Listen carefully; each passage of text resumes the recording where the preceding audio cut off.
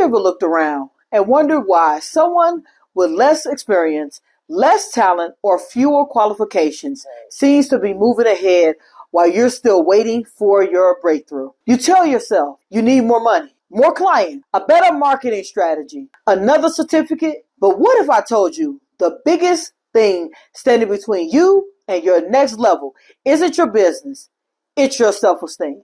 I'm Rachel L. Gary, leadership coach and award-winning author, founder of the Say I'm Possible Academy, where I work with entrepreneurs to build the mindset needed to grow their business in 90 days. I've mentored over 30 plus, helping several get to their first $5,000 a month and a couple to reach six figures. This is part one of a 4-part series, so hit that notification bell and subscribe so you don't miss the other 3 parts. Today, I'm going to show you 3 practical steps to build the kind of self-esteem that changes the way you lead, the way you make decisions, and ultimately the results you create.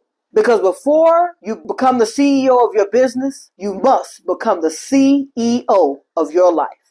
And that's that person that is clear in their actions, empowered by their choices, and owning their direction. When people hear self-esteem, they often think it's about feeling good about themselves. I disagree.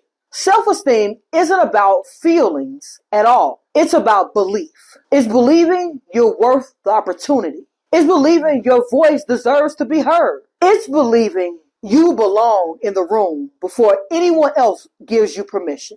And low self-esteem doesn't look like insecurity. Sometimes it looks like constantly overthinking, underpricing your services, comparing yourself to everyone else, and waiting until everything is perfect before you take action. Talking to yourself about out of opportunities you have prayed for. And here's the danger. If you don't believe in your own value, why should anyone else? So let's break those limited beliefs today. Step 1, stop measuring your worth by your results. Too many people believe if I make 6 figures, then I'll believe in myself. If I lose the weight, then I'll love myself. If I get promoted, then I'll feel success. No, your value is not created by your accomplishments. Your accomplishments are created by the value you already believe you possess. The healthiest confidence comes from keeping promises to yourself. So ask yourself, what promise have I been breaking to myself over and over again? Start there, because every promise you keep builds trust, and trust builds confidence. Step 2, change the conversation that you're having with yourself. The longest conversation you'll ever have is the one inside your own mind. Some people wake up every day rehearsing failure.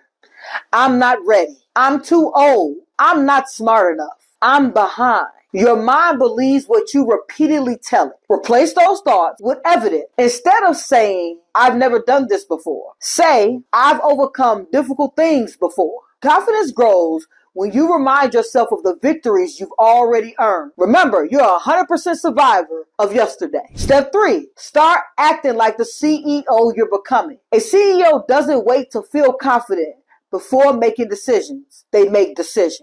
And confidence follows. Every day, ask yourself, what would the CEO version of me do today? Will they avoid the phone call? Will they keep procrastinating? Will they continue doubting themselves? Or will they move with clarity, even if they were uncomfortable? Because confidence isn't built by thinking. It's built by being in action. Here's what I want you to remember. Self-esteem isn't arrogant. It's agreement. It's agreeing with the gifts, purpose, and potential that have already been placed inside of you. When your self-esteem grows, your leadership grows. Your business grows, your relationship grows, and your life grows. Because success begins long before anyone else notices. It begins with the decisions you make when no one else is watching. If today's message challenged you, I've created a free CEO Readiness Assessment that would help you discover which of the 4 pillars of self-esteem, self-discipline, self-awareness, or self-care is having the greatest impact on your leadership and your success. Simply click the link in the description or comment CEO if you're watching this on social media, and I'll send it to you. Remember, CEOs are clearing your actions, empowered by your choices, and owning your direction. Be up, out, and moving. to the greatness we all know lies within who? You, CEO.